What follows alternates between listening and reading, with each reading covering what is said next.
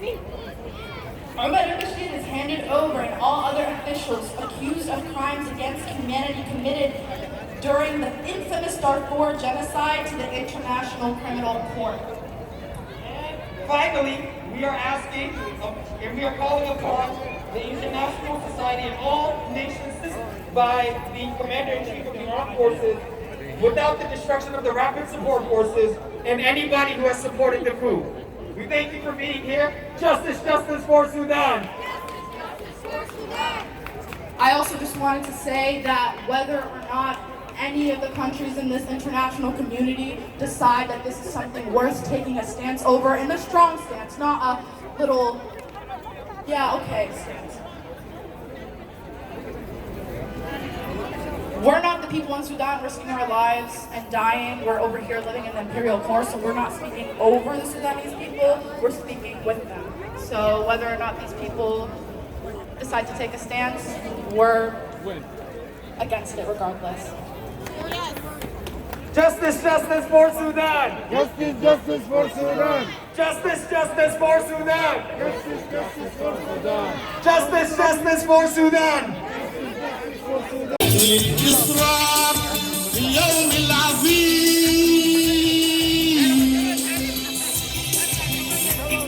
المجد للشرفاء المجد للشهداء المجد للشهداء الموت الكريم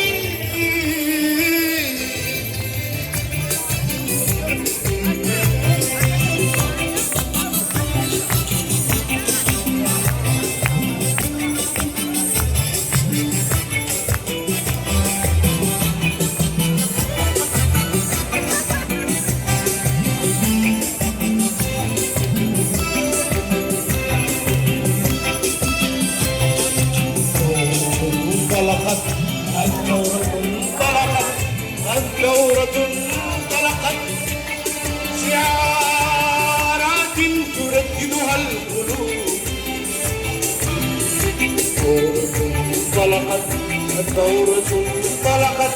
الثورة انطلقت شعارات ترددها القلوب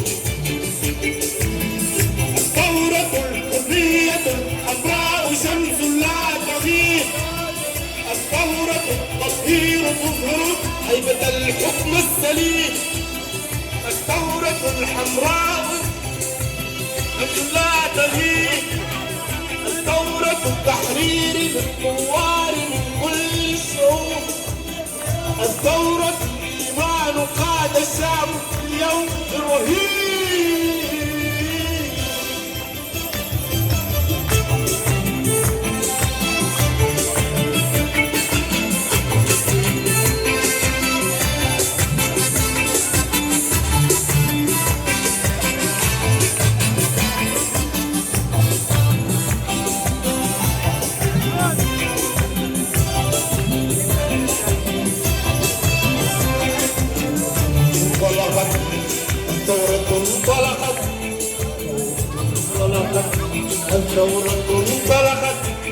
الثورة انطلقت شعارات ترددها القلوب الثورة الحمراء شمس لا تغيب الثورة الحرية الحمراء شمس لا تغيب الثورة التطهير تظهر هيبة الحكم السليم الثورة التحرير للثوار من كل الشعوب الثورة الإيمان قاد الشعب في اليوم الرهيب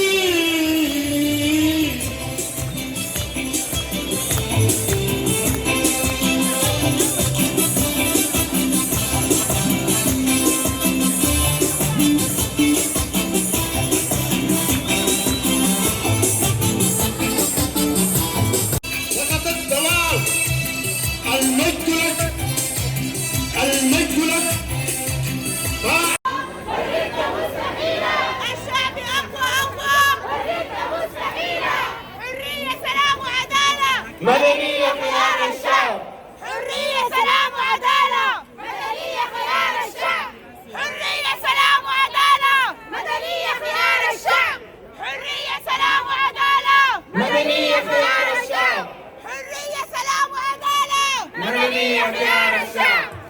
bravo, bravo, bravo. Thank you, everybody. So it is now my honor and my pleasure to introduce somebody who we are all familiar with, U.S. Institute of Peace and the National Democratic Institute. He has also served as a foreign policy advisor on East African issues for President Biden's campaign. I introduce to you Mohammed. Please give him a round of applause.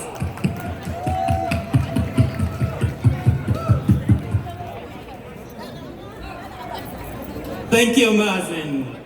تسقط تسقط تسقط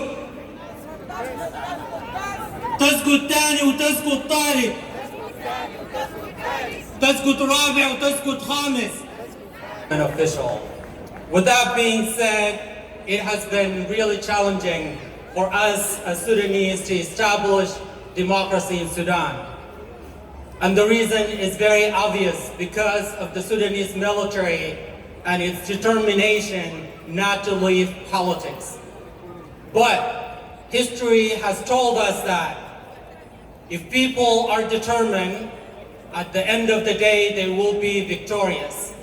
As Sudanese, we are determined to establish a democratic country and a democratic government that reflects all of us, all of the Sudanese people from different walks of life. And we are going to get there together.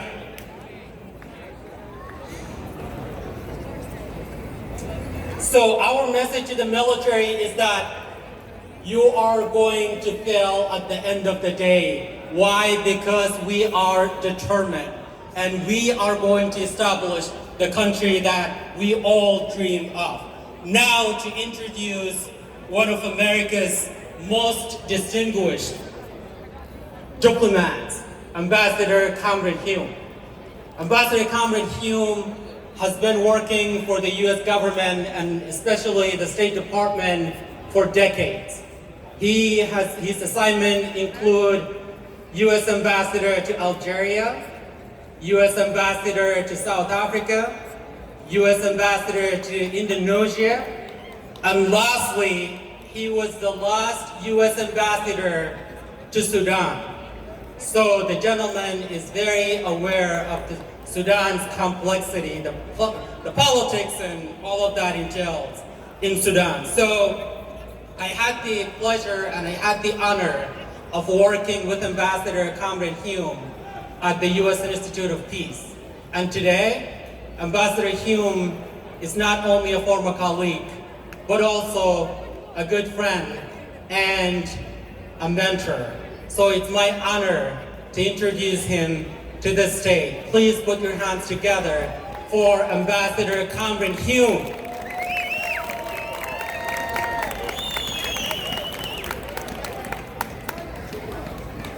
Thank you very much, Moe. It's an honor to be here today with so many Sudanese friends who are determined to see democracy in their country. In a way, we're here today on hallowed ground. This is Dag Hammarskjöld Square. He was head of the UN in the 1950s when most of the world escaped the colonial era. And that's a revolution that I'm afraid most Americans forget. We think about acquiring a space in the world during World War II. We think about the Cold War. We forget the role that this country had in encouraging the end of imperialism in Africa and in Asia. And Dag Hammarskjöld represents that. I'm afraid to say that the UN Charter starts by saying we the peoples. But today, and through most of its history, it's been we the governments. And that's one of the challenges you had. One of the earlier speakers spoke about that, saying that how important it is that it's the Sudanese people whose voice is heard, not the voice of someone who grabs a microphone in a conference room across the street. The second thing I'd like to say is I've watched with interest and admiration the determination of the Sudanese people to change their government. It's not easy. I don't have a particular answer what should be done on a given day, but certainly the course of history, I think, should encourage the Sudanese people standing together to reclaim their own future. The 70 years of decolonization in too many places, Sudan included, resulted in elites, often from the military, sometimes not from the military, taking power, keeping it, giving it to their children giving it to their grandchildren, and the bulk of the people being pushed aside or worse. The third thing I'd like to say is something about the United States. I've heard what some of the speakers said before. I understand, and I associate myself with the desire to get justice, to do to Mr. Bashir what ought to be done to Mr. Bashir, or to Mr. Habeti, or to Mr. Burhan. But in dealing with the U.S. government, I would really encourage you to emphasize the need for the United States to support the Sudanese people.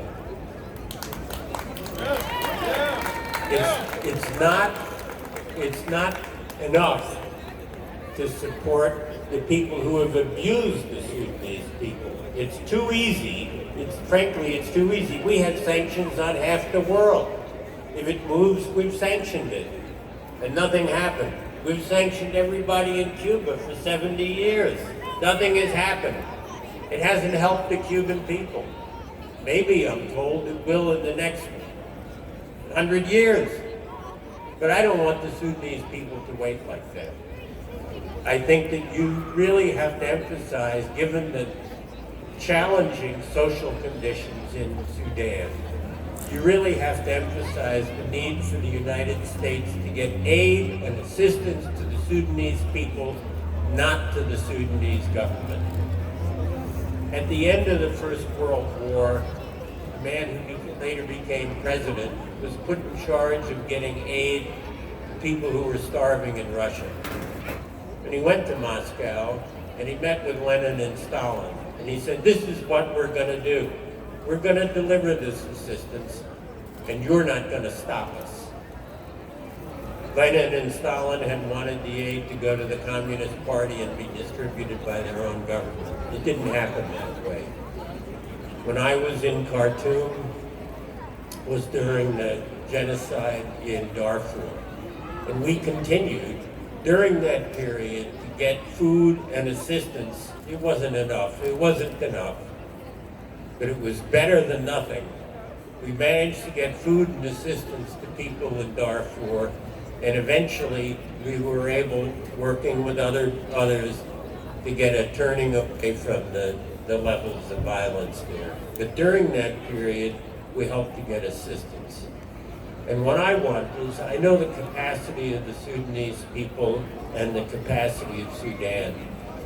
Your young people really deserve a future of hope, not a future of despair.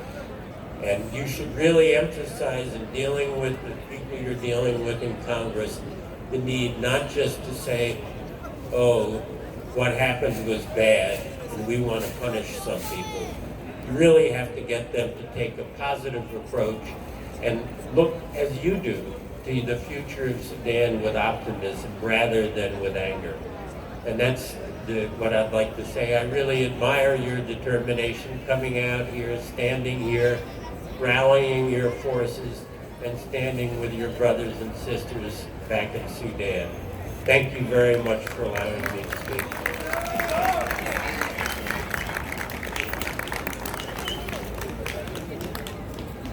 Thank you, Mr. Ambassador, for your support to the Sudanese people.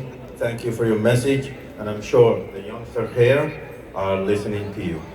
Assalamu alaikum, everyone. My name is Fatma Abu Zaid. For you that don't know me, well, that's because I'm technically new here. I want to start off by saying, الرحمة والمغفرة لجميع شهدائنا في عليائهم. May God bless our martyrs, and may the heavens be their eternal homes. I also want to thank you all for coming today. Before I start, I must say that words can never do justice to the bravery of the many souls lost across the years in Sudan. Brave poets, doctors, women, children, students, and civilians from across the constellation of Sudanese people who were kidnapped, tortured, and murdered in cold blood. We stand today to remember their sacrifices before anything, but to also remind people of all the atrocities that were committed against them, against us, peaceful people who only ever wanted to live freely in a country that met our dreams of freedom, peace, and justice, our most basic rights. I'd like to give you a short summary of the history of Sudan. I know what you're thinking, yawn, history, but please bear with me. This is really important. Sudan's history is riddled with military coups. We started in 1958, the year in which the first successful military coup occurred in Sudan.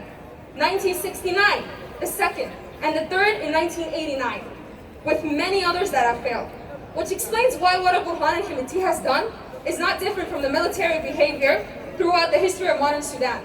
The military in Sudan was continuously politicized, which is why they continue to be involved in the matters of our government, and continue to remove government and place themselves as the head of the government.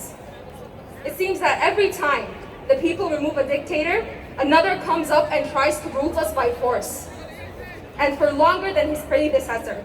65 years since independence, 65 years in which the military, 55 years in which the military was in office, and only 10 years were given to the civilians to govern themselves. But even then, it wasn't without the interventions of the military. Now I'm going to take you and shed light on some of the most important massacres that occurred in Sudan. We start on the 23rd of April, 1990, Eid al-Fitr Eve. After about 1 year in office, Bashir's regime executed 28 army officials without trials. They were accused of perpetuating a military coup and were subjected to an urgent investigation that was concluded overnight. They were brought to a military field trial, which means they didn't have the time to defend themselves or appoint a lawyer to do so. It has been reported that they have been subjected to the most horrific forms of torture to make them confess, and that their trial lasted for only 1 hour. They were executed in the most horrific way possible, tied in groups of 5 and shot from behind. They were not medically checked to confirm their death before immediately being buried. After the execution, the head of the trial that carried it out roamed the city to their families, not to offer his condolences, not to inform him of their death, but to tell them that they will not be allowed to hold funerals, that their sons, their fathers, their brothers were executed by a firing squad, and that the bodies were already buried. This was their first massacre. Bashir's regime was very well versed in killings in the holy months and holidays. Their second massacre was in 1998, known as Al-Alafun Camp Massacre. For those who don't know, Al-Alafun was a huge military recruiting camp, one of many that trained boys to be enrolled in fightings in South Sudan and the Blue Nile. And yes, I say boys. I say boys because most of those recruits were under the age of 18, and they didn't even get to choose it. They didn't go by choice, but they were literally picked from the streets of Khartoum and forced to the camps. It was normal for a young man who had just finished his university entry exams or younger to leave to get some bread and not come back to his families. And then days later, his families would find out that he enrolled in a camp after odd researching. The day before Eid al-Adha, the recruits asked the camp singers for a short leave to celebrate Eid al-Adha with their families. But the camp administration refused their request and accused them of rebellion against the military rule. Being the young boys they were, they tried to escape. Some tried. They were met with live ammunition fired by the camp guards. Many of them jumped to the river to escape the bullets and ended up drowning in the Nile. The next day, the residents of Al-Alafun area, they woke up to the Nile covered with flooding shoes and shirts. To make things worse, the bodies of those killed near the camp were buried in a mass grave that was only recently discovered. Could you imagine the amount of massacres, guys? The things they've done to us. And it still continues, it still goes on. Now I'd like to invite one of our young revolutionaries to give us an introduction about the horrific genocide and ethnic cleansing that has happened and occurred in Darfur. Would you please come up, Haytham?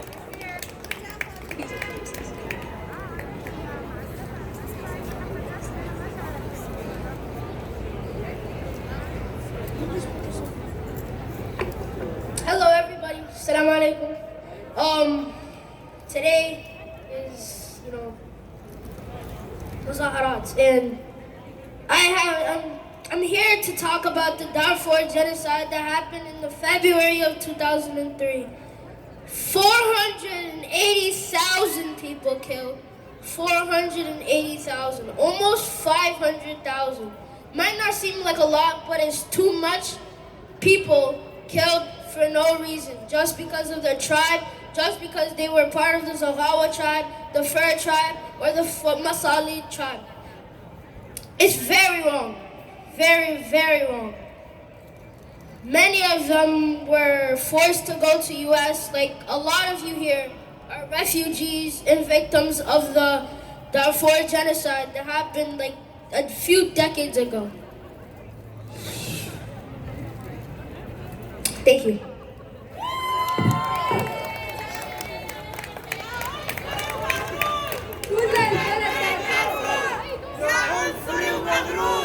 كل البلد دارفور يا عنصري ومغرور كل البلد دارفور يا عنصري ومغرور كل البلد دارفور.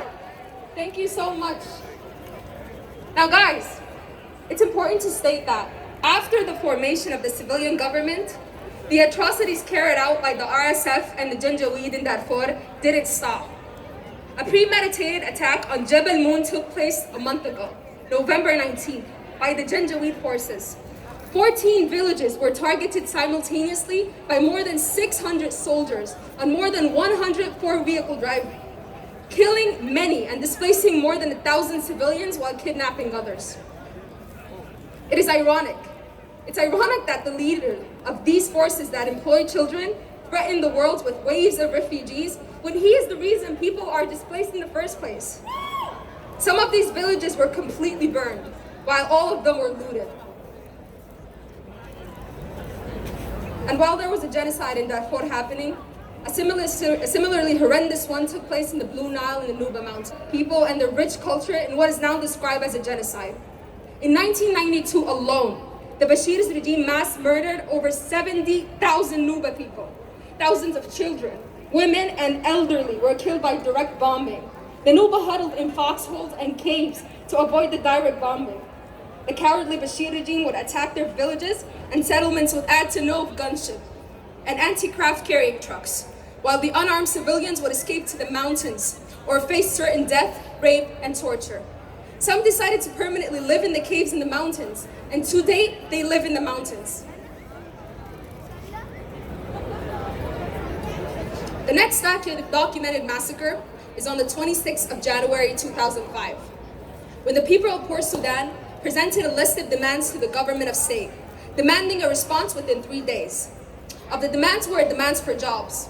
On the 29th, citizens of Port Sudan peacefully took to the streets to primarily express these demands and to apply pressure on the government to achieve them. Security forces immediately responded with tear gas and live ammunition, killing 21 citizens and injuring more than 80. As in the customary, a committee was formed to investigate, and despite reaching a settlement with some families, others insisted on a clear investigation being carried out to punish the perpetrators. Yet the committee continued to stall the investigation and deny appeals from the families till the fall of the Bashir regime. Until now, justice is yet to be served. Next, and guys, this is an important one, I'd like to tell you about the massacre in Kajbet. It was horrendous. You know how we always chant Shuhada Ramadan Harram, Shuhada Kajbet Harram? What is Kajbet? In 2007, the residents of the Kajbet region in northern Sudan demonstrated in opposition to the government's plan to build a water dam that threatened to flood their homes. It's important to know that the Kajbet and Dal Dam projects are located in the lands of ancient Nubia.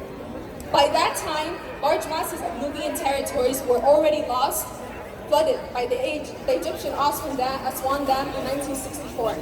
That displaced tens of thousands whose villages disappeared into the Lake Nasser behind the dam.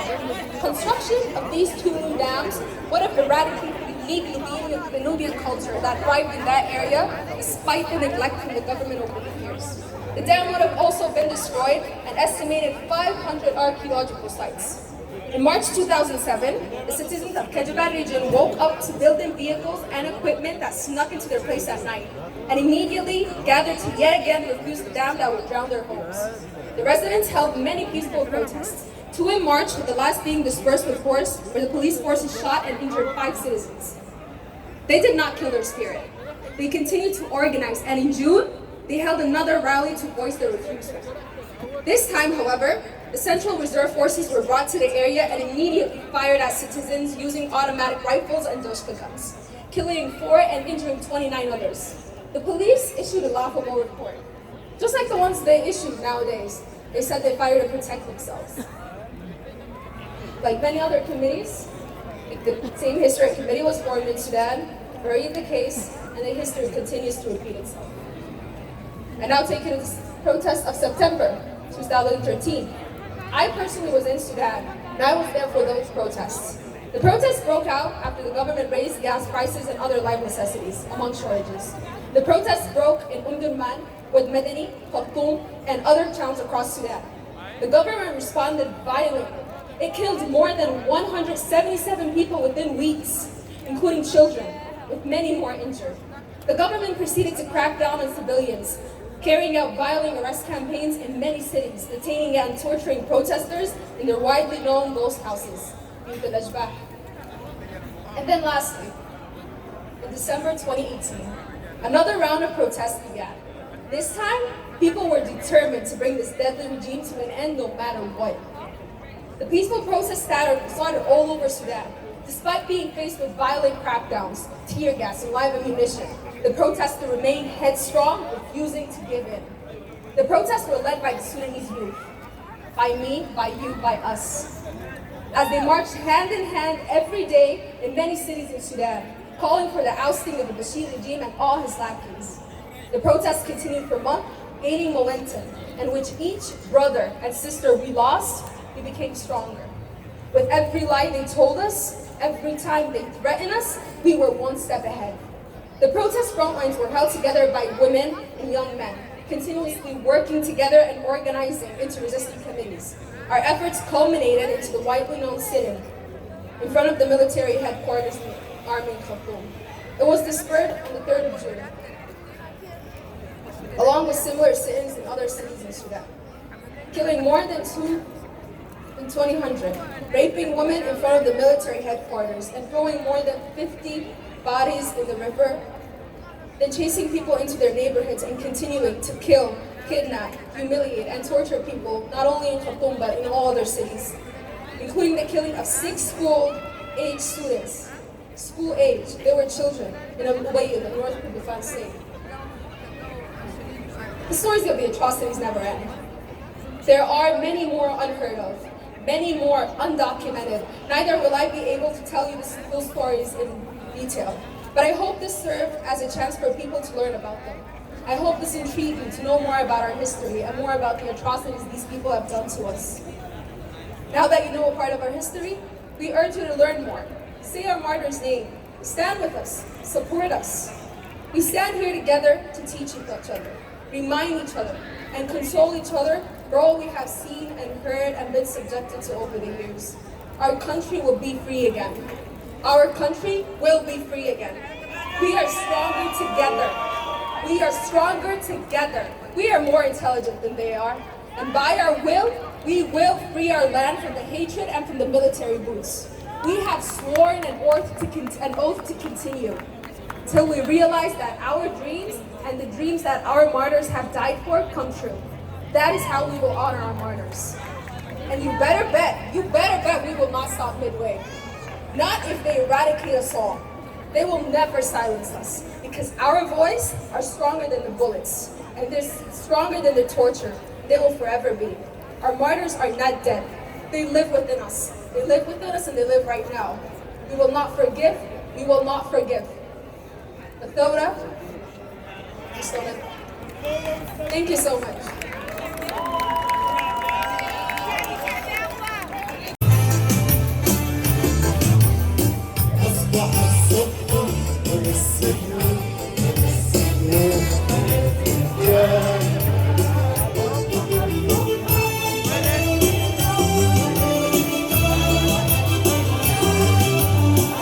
وإذا الفجر جناحات الفجر